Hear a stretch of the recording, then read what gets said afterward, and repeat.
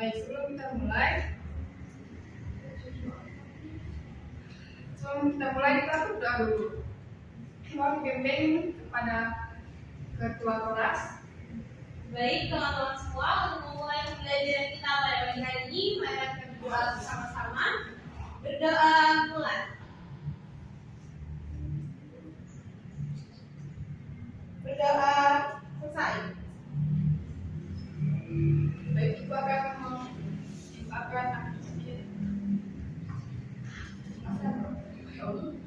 Baik, Ibu akan absensi dulu.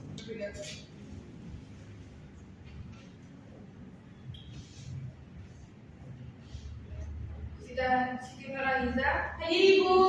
Samira Nurmah, Hadir Bu. Raihana Al-Mukrima, Hadir Ibu.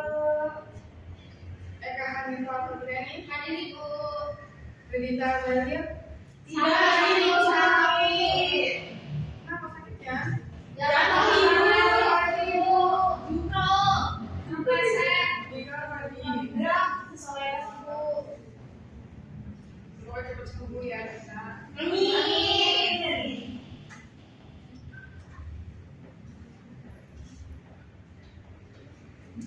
Sebelum lanjut ke materi hari ini, kita masih tidak materi sebelumnya.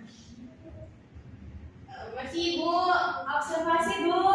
Teks laporan hasil observasi. Ada yang ingat apa? Teks laporan observasi itu. Hei Ibu, teks laporan hasil observasi itu teks yang berisi mengenai laporan dari kegiatan observasi atau pengamatan Ibu. Ibu. Sekarang kita akan mempelajari mengenai mengidentifikasikan teks hasil observasi. Tujuan pembelajaran itu untuk siswa mampu memahami ciri-ciri teks laporan hasil observasi dan menyusun teks secara sistematis berdasarkan hasil pengamatan. Ada yang tahu apa itu teks laporan observasi?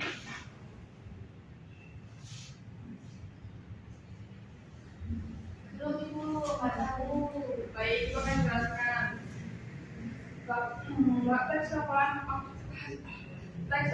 hasil observasi adalah yang memberikan informasi tentang suatu objek atau situasi berdasarkan hasil pengamatan sistematis. Teks laporan hasil observasi meliputi 3. Informasi tentang suatu hal secara apa adanya. Yang kedua, mengelompokkan data teks laporan hasil observasi. Yang ketiga, dianalisis secara sistematis maupun menjelaskan secara rinci. Nah, sudah paham teman-teman? Sudah Ibu. Selanjutnya ada mengidentifikasi ciri-ciri bahasa teks laporan hasil observasi. Yang pertama ada menulis daftar istilah pada teks laporan observasi. Istilah adalah kata atau gabungan kata yang dengan cermat mengungkapkan makna, konsep, proses, keadaan atau sifat yang khas dalam bidang tertentu. Untuk mencari makna suatu istilah, kita juga dapat menggunakan kamus, bukan kamus umum, melainkan kamus istilah. Di perpustakaan sekolah kiranya kamu dapat menemukan kamus istilah semacam itu. Ada kamus istilah ekonomi, kimia, kedokteran, politik, dan sebagainya. Selanjutnya ada contoh daftar kalimat definisi. Contohnya adalah definisi museum. Museum adalah lembaga yang berfungsi mengumpulkan, merawat, dan menyajikan serta melestarikan warisan budaya masyarakat untuk tujuan studi. impian dan kesenangan atau hiburan. Nah,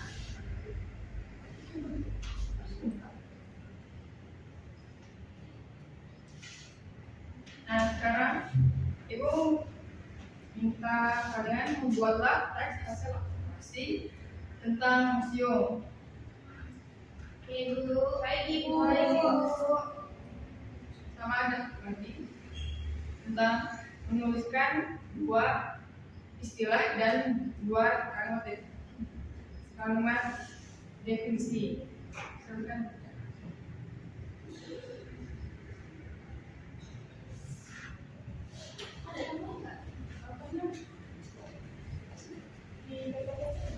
Contohnya tadi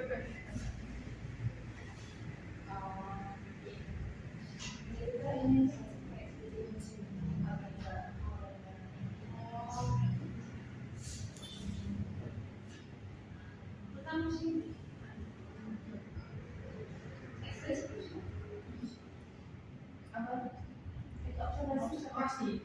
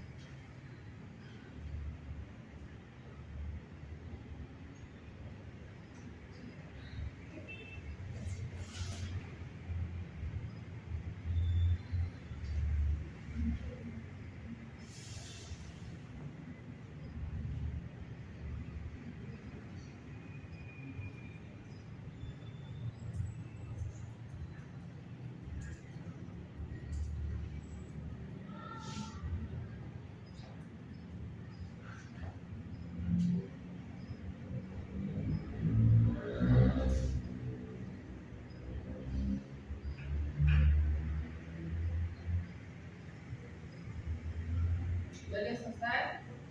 Belum Ibu.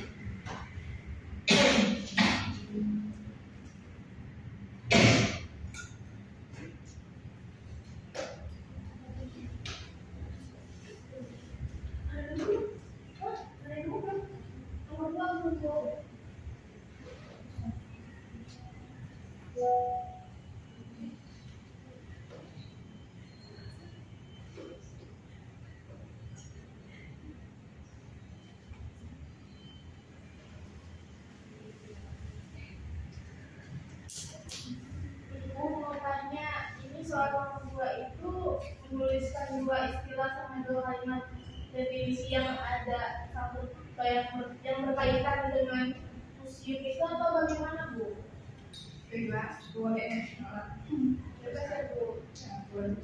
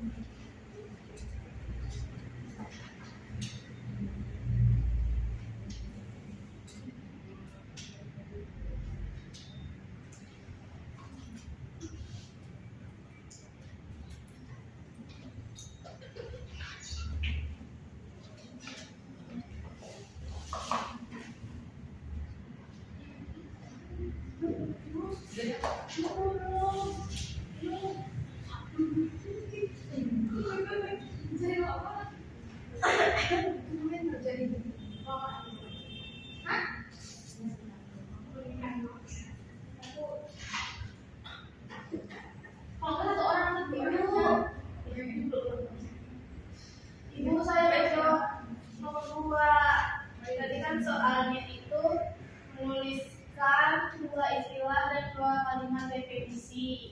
Saya mendapatkan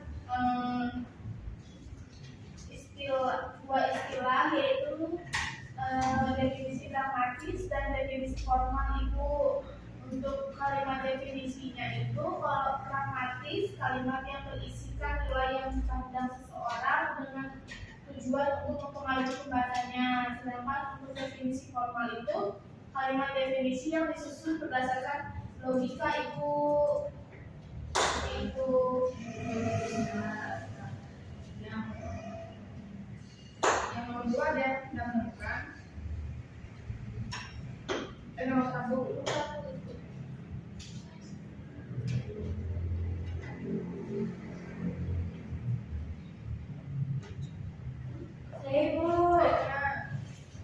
Ibu itu kan yang nomor 1 buatlah ekstrapolitasi observasi tentang musim secara sistematis. Nah, karena ini menyebutkan contohnya Bu, yaitu observasi di Museum Lubang Buaya. Jadi Museum Lubang itu saya menyebutkan membacakan Bapak bersedia ya Bu. Baik. Museum Lubang Buaya adalah sebuah tempat bersejarah yang mengundang rasa ingin tahu dan nostalgia terhadap peristiwa penting dalam sejarah Indonesia. Pada kunjungan saya ke Museum Lubang Buaya, saya merasakan campuran perasaan antara haru dan rasa bangga akan perjuangan para pahlawan yang telah berkorban demi kemerdekaan. Ketika saya memasuki area museum, suasana yang tenang dan sejuk langsung menyambut. Terlihat adanya patung-patung para pahlawan, lukisan-lukisan sejarah, serta benar-benar peninggalan yang menceritakan kisah heroik pada para pejuang.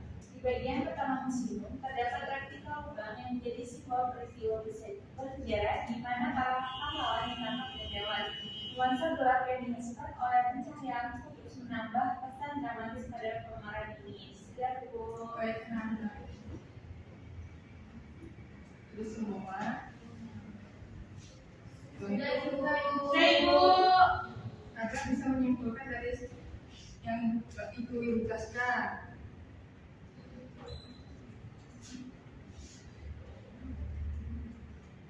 Hai Ibu. Baik, Siti. Tadi kita belajar mengenai teks laporan hasil observasi, Bu. Teks laporan hasil observasi itu teks yang memberikan informasi mengenai suatu objek atau suatu keadaan berdasarkan hasil pengamatan.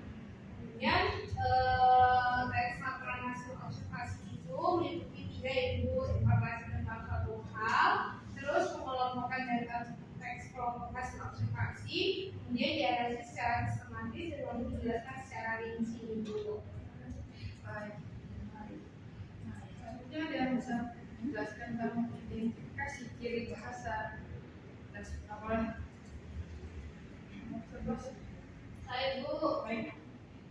untuk bagian mengidentifikasi ciri bahasa teks laporan hasil observasi ini adalah kata atau gabungan kata yang dengan cepat mengungkapkan makna, konsep, proses, keadaan, atau sifat khas dalam bidang tertentu.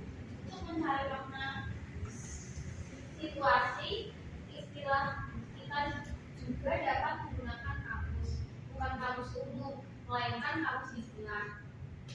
Sudah Ibu. Baik.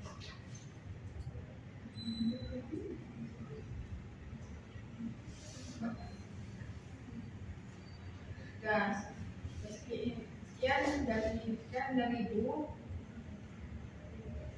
Wassalamualaikum. Sebelum kita tutup, sebelum kita pulang, kita berdoa dulu. Hari pimpin kelas. Baik teman-teman semuanya, untuk mengakhiri belajar kita hari ini, marilah kita berdoa bersama-sama. Berdoa mulai.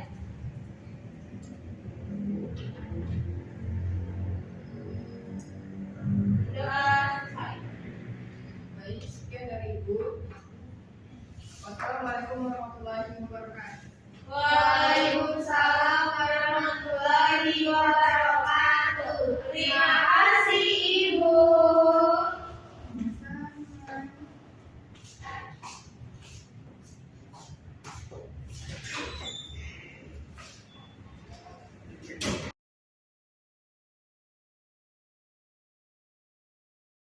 warahmatullahi wabarakatuh. Saya Eka Anifa Febriani dengan NPM akhir 008 sebagai observasi lisan Salsabila Ginanjar. Di sini saya akan melakukan observasi keterampilan 4, yaitu mengadakan variasi. Yang pertama, variasi dalam mengajar. Salsa menggunakan variasi nada bicara, volume, dan kecepatan dalam berbicara. Salsa juga menggunakan mimik dan gerak. Salsa mengadakan perubahan mimik dan gerak tangan atau badan untuk memperjelas penyajiannya. Lalu, untuk kesenyapan, Salsa dengan sengaja memberikan waktu senyap atau hening dalam pembicaraannya.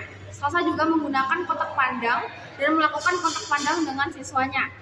Lalu untuk perubahan posisi, Salsa bergerak dalam kelas untuk maksud yang berbeda-beda. Lalu untuk memusatkan, Salsa memberikan tekanan pada butir-butir yang penting dari penyajian dengan menggunakan bahasa lisan seperti perhatikan ini dengan baik-baik dan sebagainya. Lalu variasi penggunaan media dan alat bantu. Dalam pengajaran kali ini, Salsa menggunakan media papan tulis. Lalu untuk variasi aural, Salsa menggunakan suara langsung. Untuk alat bantu, Salsa tidak memberikan kesempatan kepada siswa untuk memegang atau memanipulasi benda-benda atau alat bantu pengajaran. Lalu yang terakhir, variasi pola interaksi dan kegiatan siswa. Salsa memperkenalkan perubahan pada pola interaksi antara dia dengan siswa dan juga menganeka-ragamkan kegiatan belajar siswa yang terlibat. Sekian, saya akhiri. Wassalamualaikum warahmatullahi wabarakatuh.